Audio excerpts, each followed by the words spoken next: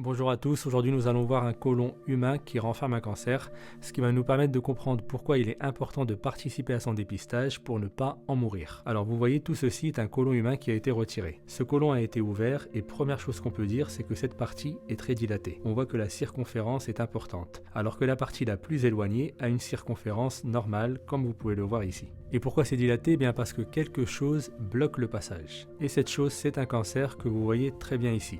On voit clairement une tumeur qui bourgeonne et qui infiltre la paroi du côlon. Là, regardez sur cette coupe, en blanc, ici, c'est la couche musculaire et elle apparaît à ce niveau, interrompue par la tumeur qui la traverse. Alors il faut savoir que ces cancers du côlon se développent à partir de lésions précancéreuses qu'on appelle des polypes adénomateux. Et regardez ces polypes, ce sont des lésions beaucoup plus petites avec ici un pédicule et une tête.